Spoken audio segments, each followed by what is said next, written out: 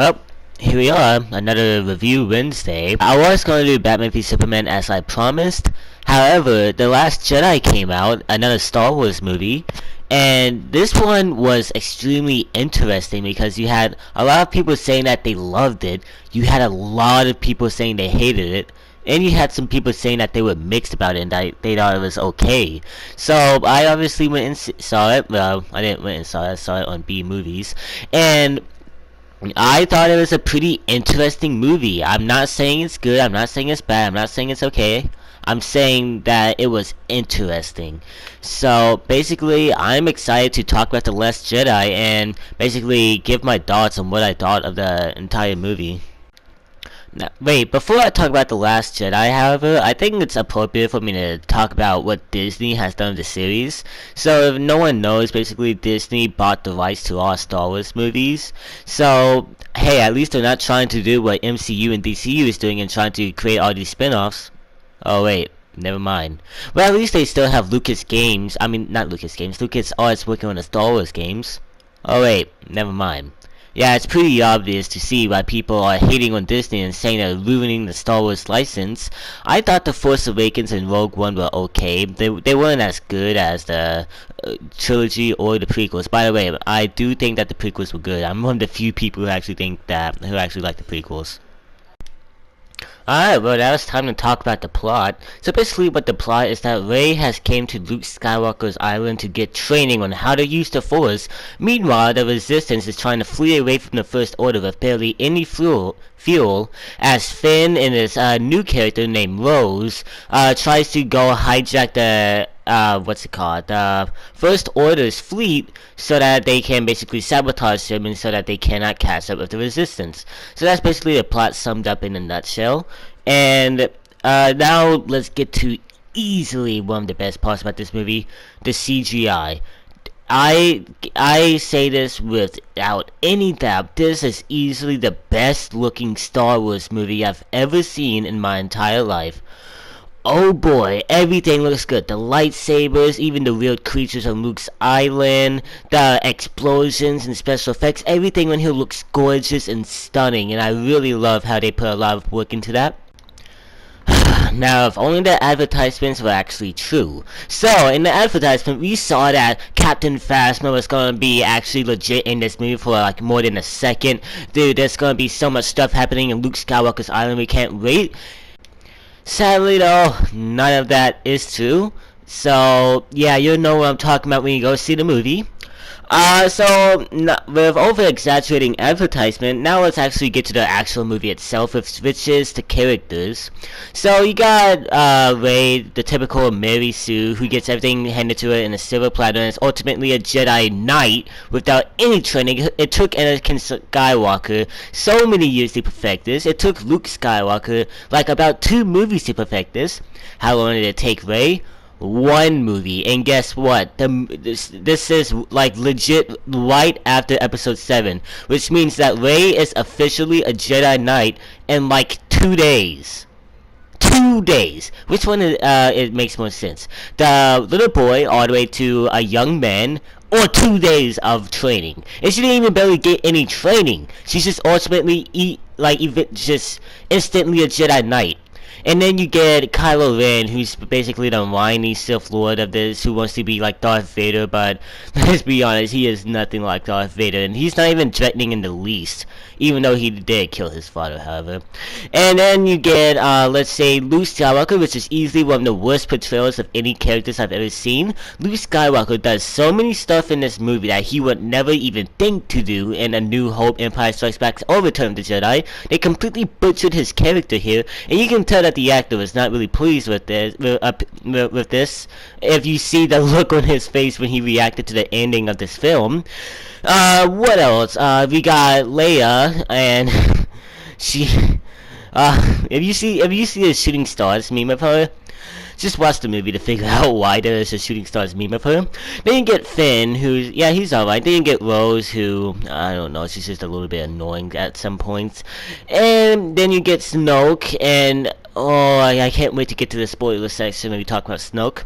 And then basically, All these other characters that really doesn't do that much. The only good character in this was Poe and Finn, basically. Rey's a good character, but she legit has no training or no hardships. Luke Skywalker lost both of his parents. His trainer got killed. He had to go train with Yoda. And if you think that's bad, wait till you get to Anakin. Anakin was a slave. His mom died. He slaughtered Tatooine's on this thing, and then got severely burned and turned into Darth Vader. Rey gets like what, one movie, and she's ultimately one of the best Jedi I ever seen. Yeah, you can see why not a lot of people are happy with that.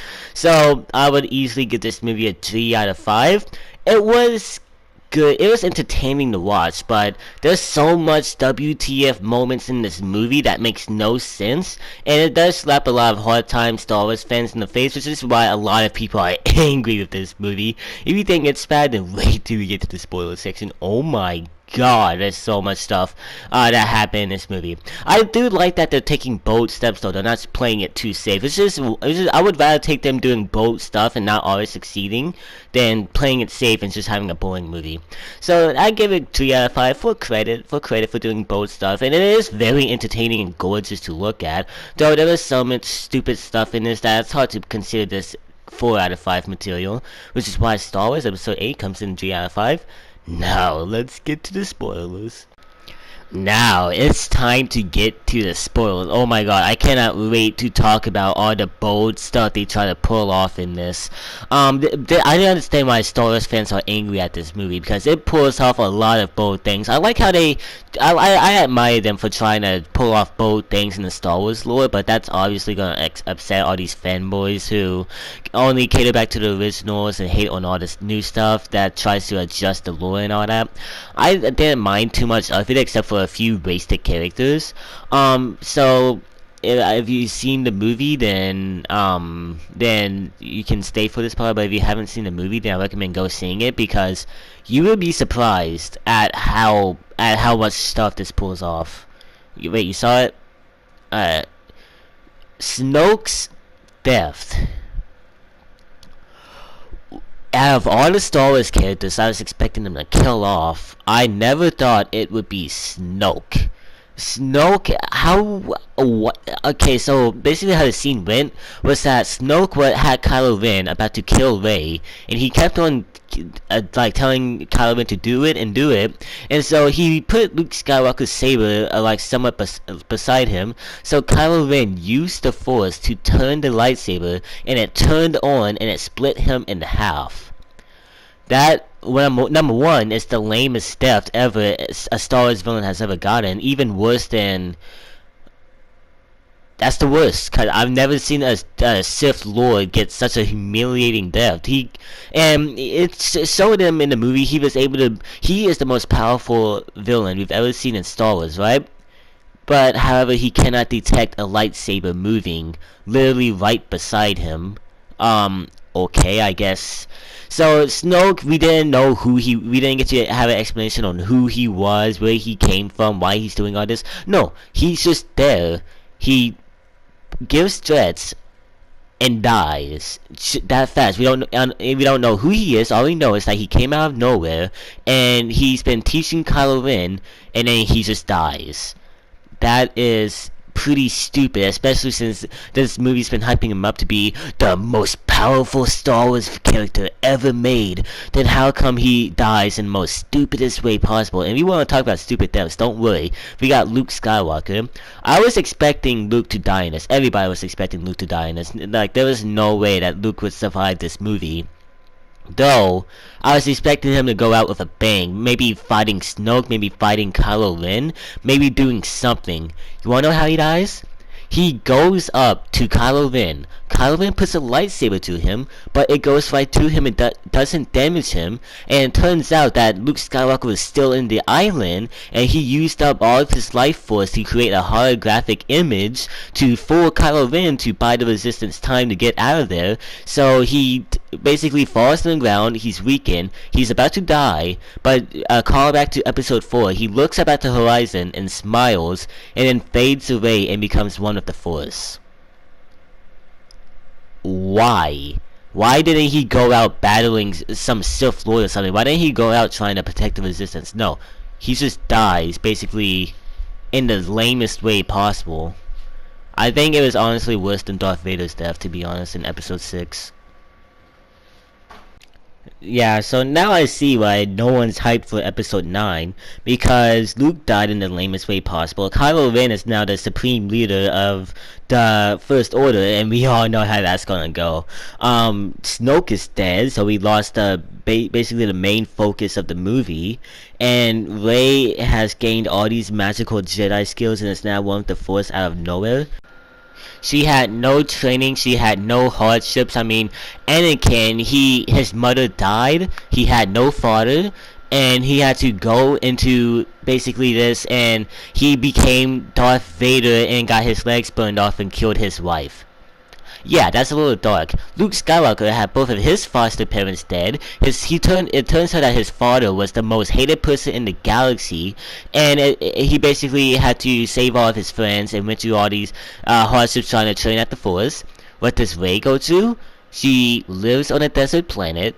She goes with Han Solo, and then instantly becomes a Jedi Master. She gets everything handed to her in a silver platter. Heck, even Kylo Ren went through more training than she did, and she beat him in a fight in Episode 7.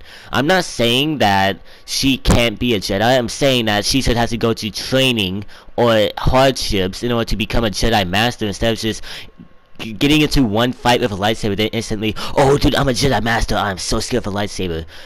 I legit really don't get it. So I can see why people aren't hyped for Episode 9, but I am, because I want to see how this trilogy concludes. I still think that it deserves a 3 out of 5, so that's basically what I would give the movie. But yeah, I thought that this was a very interesting movie, and I do gotta give Disney, or whoever made this, credit for actually, you know, trying to what was I gonna say? For trying to, oh yeah, trying to change some stuff instead of just sticking to the same old formula. So that's good. So yeah.